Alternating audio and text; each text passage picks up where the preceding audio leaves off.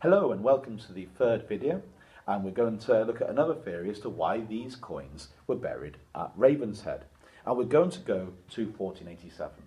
And now the situation in England has changed completely. The Yorkists are no longer in control of the country. This is 2 years after the Battle of Bosworth.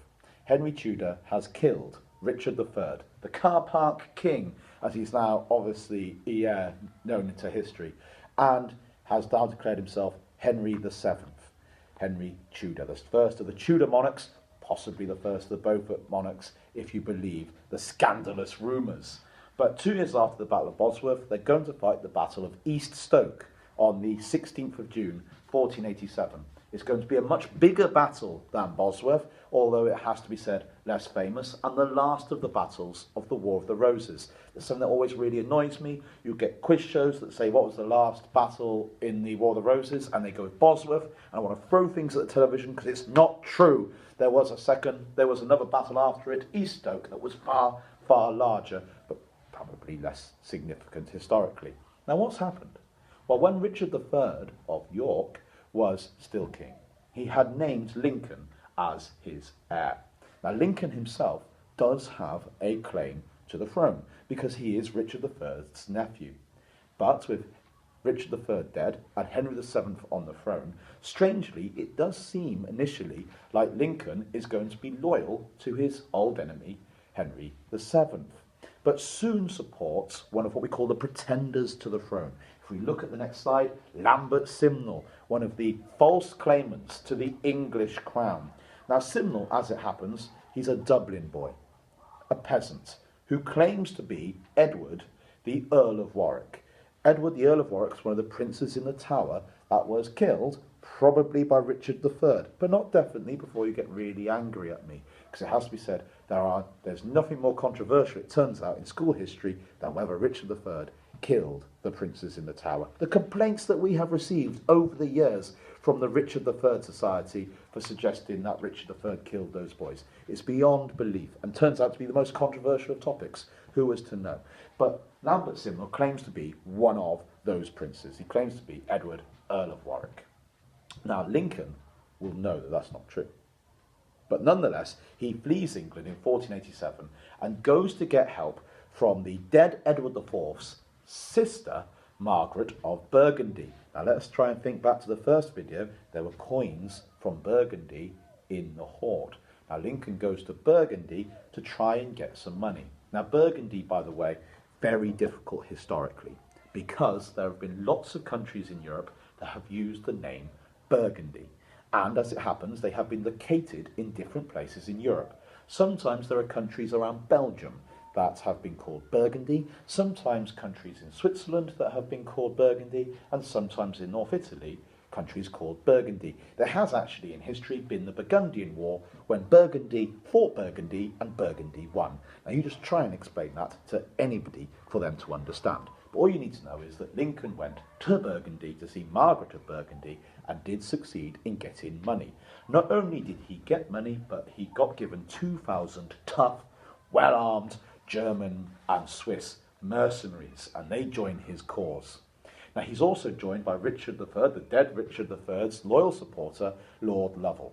They then go to Ireland to join Simnel. Simnel was a peasant boy, but there had been an ambitious priest who had decided to coach Simnel to make him sound royal. It was an awful lot of education on how to talk proper, in other words, into trying to appear to be royal. Now on the 4th of May 1487, these two, Lovell and Lincoln, they arrive with their mercenaries in Dublin and they get help from the Fitzgerald clan.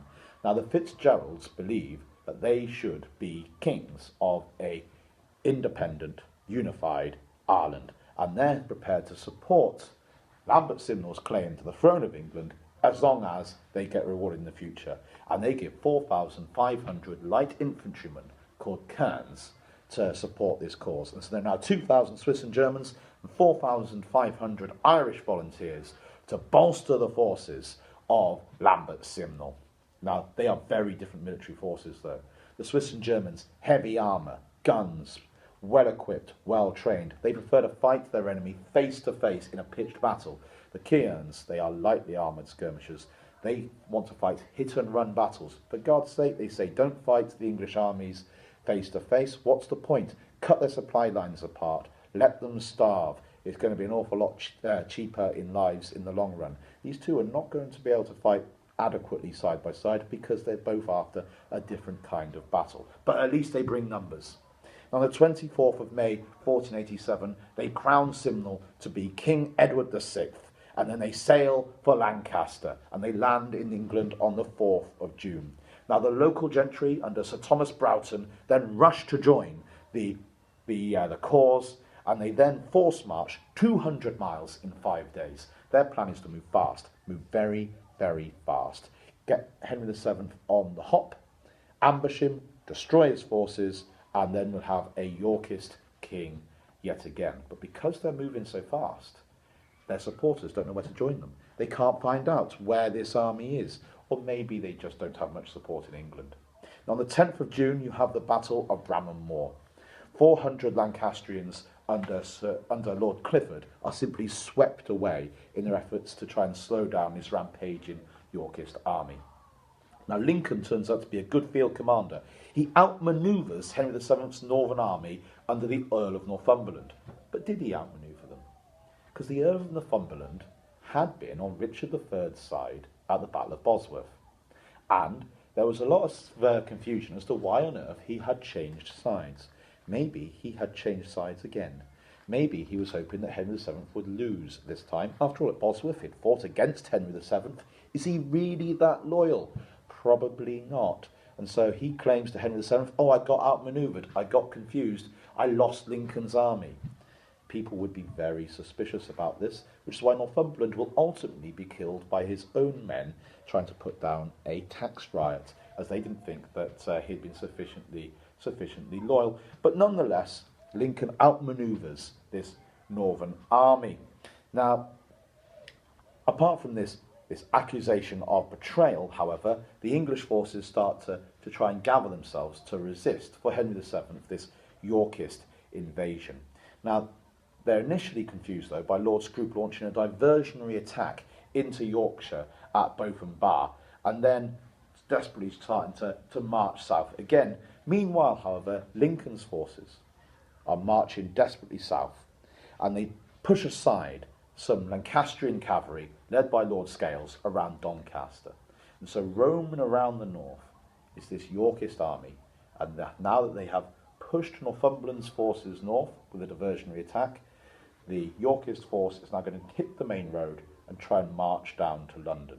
But Henry VII is now prepared for them, for the fighting around Doncaster has slowed Lincoln down.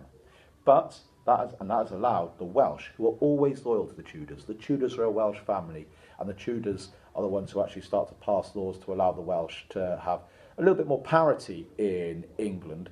And so Rhys ap Thomas has joined up with Scales and Henry VII at Nottingham on the 14th of June, and this large Lancastrian or Tudor army has finally gathered itself, 14th of June, in Nottingham. Henry VII's Lancastrian army is now larger than the rebel army of Lincoln. It's better armoured, it's better armed, and it's got far more experienced leaders who had fought at Bosworth. Now, on the 15th of June, Lincoln crosses the River Trent. So Henry VII advances from Nottingham up to Newark. On the 16th of June, the two forces clash at what is now the little village of East Stoke. Now, as a side, I took a school trip to see East Stoke. I thought the kids would love to see it. I was wrong. If you're ever thinking of organising a school trip to East Stoke, the kids do not get excited about East Stoke. Who was to know? But nonetheless, Henry VII had 12,000 men. Lincoln has 8,000. But Lincoln has successfully managed to take the high ground. He has deployed his soldiers on a hill, surrounded on three sides by the River Trent. That hill's still there. Do go and see it. It's worth it when the isolation's over. Now, the Lancastrians shower the Yorkists with arrows, because although the Yorkists, remember, they're the German mercenaries, they've got guns, whereas Henry VII's forces, the Lancastrians, they've got longbows. The thing about the longbow in this time period, it can shoot faster, further than the gun. The gun might be powerful, but its main advantage is it's easy to train someone to use, and the noise frightens horses. The longbow's got far superior range and rate of fire, so Henry VII's forces shower the mercenaries with arrows. Now, the mercenaries themselves, they're very heavily armoured. They can weather this. The Irish kerns, very lightly armoured. They are devastated by this arrow shower, and so they know they can't stay on top of this hill, and they have to come marching down this hill to engage. And so Lincoln and Schwartz and his German mercenaries come smashing down this hill into Henry VII's armies.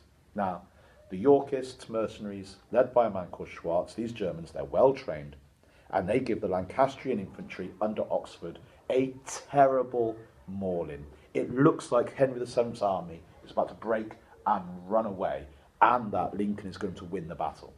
But his infantry are led by Oxford.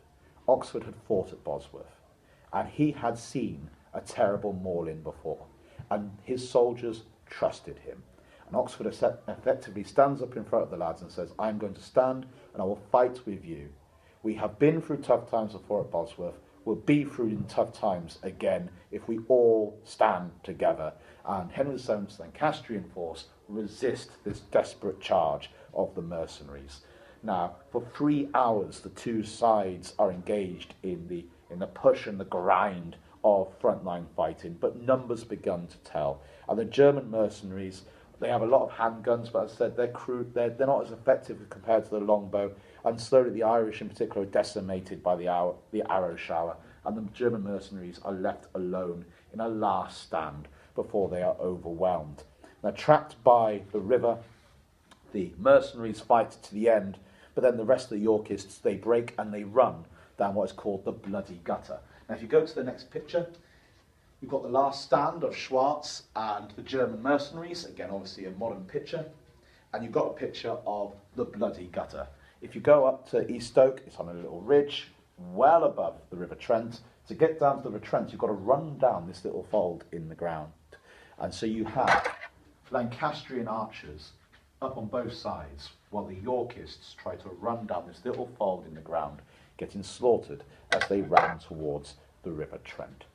Now, of the Yorkist leaders, only Lord Lovell escaped. Simnel was captured and put to work in Henry VII's kitchen. Now, the other leaders died in battle. But let us think about this treasure hoard. Could this treasure hoard have something to do with the Battle of East Stoke? Well, firstly, the hoard contains Burgundian coins, and that could be linked to Margaret of Burgundy.